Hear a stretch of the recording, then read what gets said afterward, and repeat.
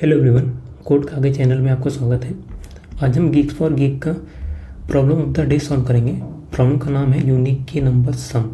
तो प्रॉब्लम समझ लेते हैं पहले। तो हमें इसमें दो इंटीजर दे रखा है n और k, ठीक है।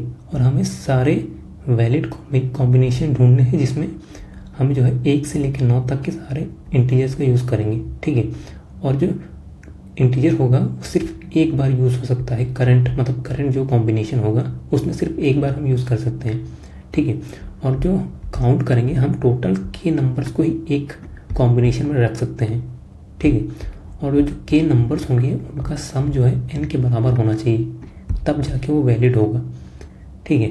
और अगर कोई भी कॉम्बिनेशन वैलिड है नहीं जिसका सम जो है n के बराबर हो और के नंबर्स का एक कॉम्बिनेशन बन सके, ठीक है, ऐसा कुछ है नहीं, कोई भी नहीं मिला केस, तो उस केस में हमें एम्प्टी लिस्ट रिटर्न करना है। नहीं तो जितने भी कॉम्बिनेशन पॉसिबल है वो सब हमें रिटर्न करने हैं एक लिस्ट में, ठीक है।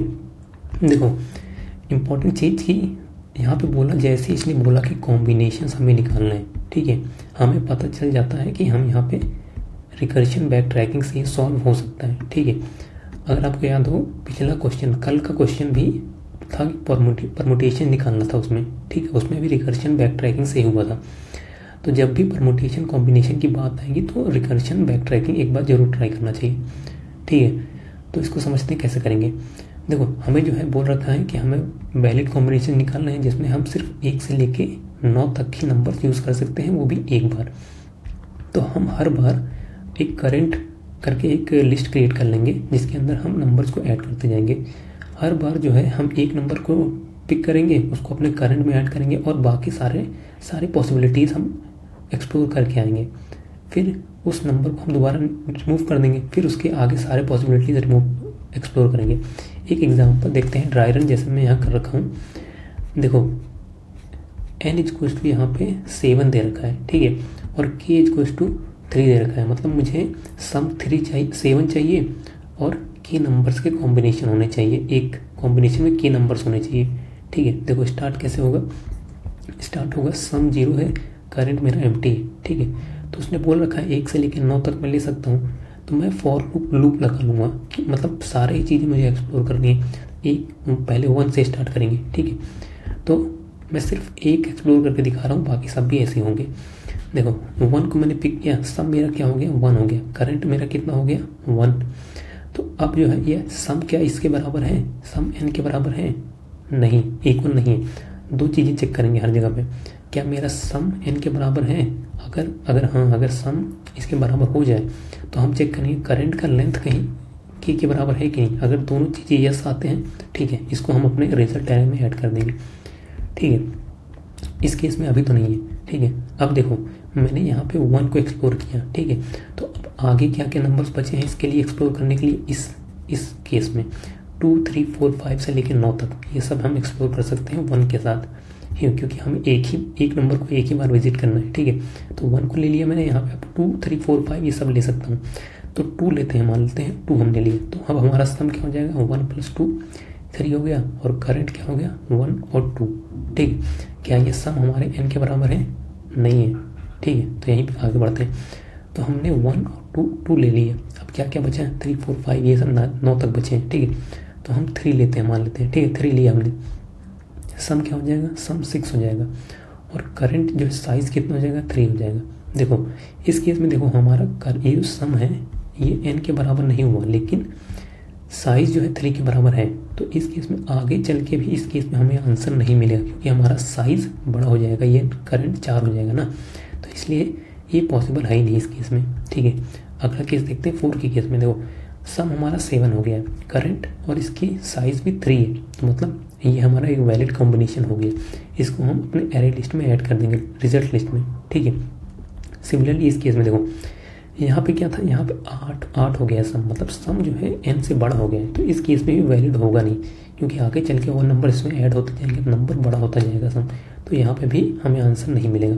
तो अब देखो यहाँ से ये सब एक्सप्लोर करने के बाद ये फिर बैक ट्रैक जाएगा, मतलब बैक ट्रैकिंग करेंगे। जैसे मान लो यहाँ पे 3 हमने किया था, फिर 4 किया, ये सब किया है, फिर यहाँ से वापस जाएगा। अब इस केस में ये 3 एक्सप्लोर करेगा, मतलब सम के साथ हमने यहाँ पे 2 को लिया था। अब इस केस में यहाँ 3 हो जाएगा। कैसे हो जाएगा, क्या क्या हो जाएगा, सम हो जाएगा इस केस में सम 1 था, 1 + 3 क्या हो जाएगा सम 4 हो जाएगा। और करंट में क्या आ जाएगा, करंट में आ जाएगा 1 और 3, ठीक है। जैसे यहाँ पे था 1 2 और यहाँ पे हमारा यहाँ पे आ जाएगा 4 और 3, ठीक है। तो ऐसे ही सब कुछ एक्सप्लोर कर लेगा और जो जो वैल्यू मिलेगा और रिजल्ट में ऐड करते जाएगा, ठीक है। तो चलो इसी को कोड करते हैं। सबसे पहले अपना रिजल्ट एरे क्रिएट कर लेते हैं, एरे लिस्ट, एरे लिस्ट, ठीक है। रिजल्ट न्यू एरे लिस्ट, ठीक है। अब क्या करेंगे, अब अपना मेथड क्रिएट करते हैं, बैक ट्रैक वाला बैक ट्रैक मेथड क्रिएट करेंगे। इसको हम दे देंगे रिजल्ट और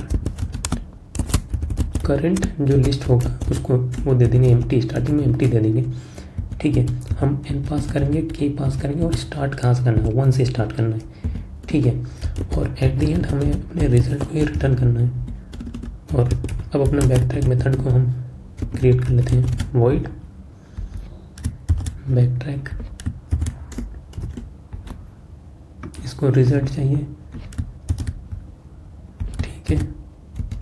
इसको चाहिए करंट जो है,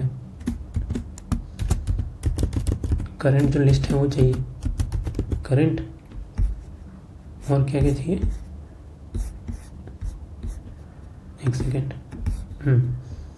करंट चाहिए और एन चाहिए, के चाहिए और स्टार्ट चाहिए, ठीक है। ये सब इसको हमने पास कर दिया। तो अब क्या होगा, तो सबसे पहले तो बेस कंडीशन देखते हैं, ठीक है।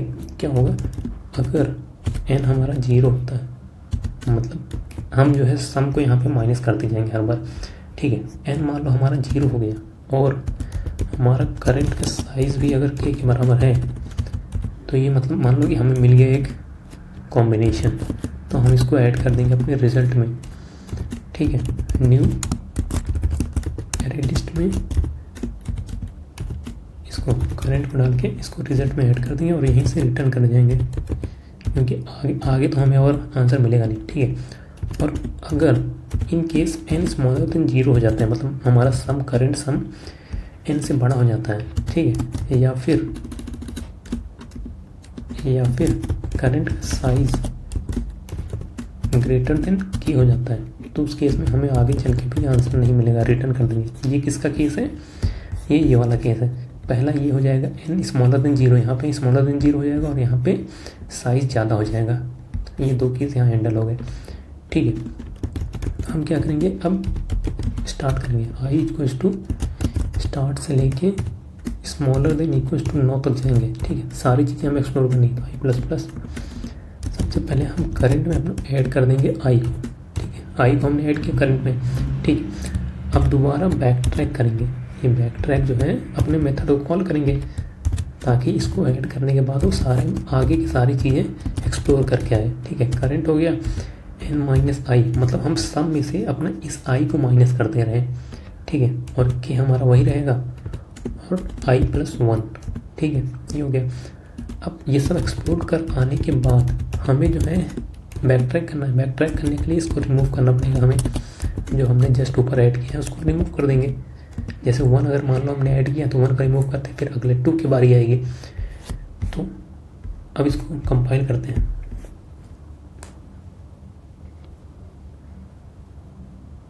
सबमिट करते हैं।